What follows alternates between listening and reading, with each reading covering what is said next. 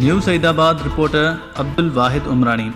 सालारो police की मुबैना ज़्यादतियुनि ख़िलाफ़ बागड़ी बिरादरी जूं औरतूं ऐं ॿारनि समेत प्रेस क्लब हाल अॻियां हीरो लाल बागड़ी, नथर लाल बागड़ी, भगवान दास जी अॻवानी में एहतजाजी मुज़ाहिरो कयो वियो। सालारो थाणे जी ज़्यादतियुनि ख़िलाफ़ सख़्त नारेबाज़ी कंदे ॿुधायो त मुज़ाहिरीन सालारो पुलिस जी ज़्यादतियुनि ख़िलाफ़ सख़्त नारेबाज़ी कंदे ॿुधायो त असां ग़रीब मिसकीन माण्हू आहियूं, मेहनत मज़दूरी करे पंहिंजो ऐं पंहिंजे बचनि जो पेट गुज़र कंदा आहियूं। हिननि चयो त असांजो दुर मोहम्मद भच्चू सां ॾेती लेतीअ जो मसइलो हलंदड़ हो, जंहिंजो सालारो थाणे ते SHO अयाज़ पंजठो जी मौजूदगी में शेरू रोचो ऐं मंठार बच्चू फ़ैसिलो कयो त असां फ़ैसिले बाद रहियल पैसा भरे ॾींदासीं। फ़ैसिले बाद असां पुलिस एहलकारनि खे ख़र्ची न ॾिनी, जंहिं तां हाणे सालारो पुलिस असांजी जान जी बेरी बणिजी वई आहे। सालारो पुलिस थाणे जो ASI मंज़ूर पंवर ऐं वॾो मुंशी सरदार अली असांजे ख़िलाफ़ रण ॿारे छॾियो आहे। हिननि चयो त ASI मंज़ूर पंवर हर ॿिए टे ॾींहुं शराब जे नशे में धुत थी असांजे घरनि में काहे पवे थो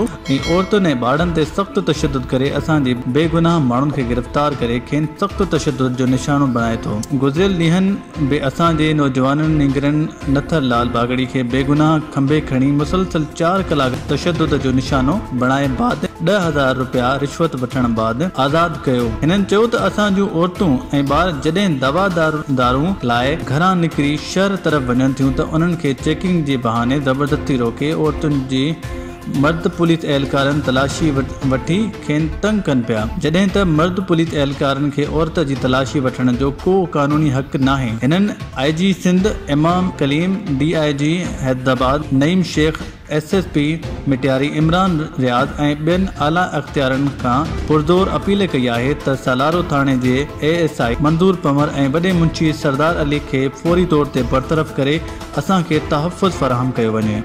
अब्दुल वाहिद उमरानी, सोच TV, न्यूज़ सईदाबाद।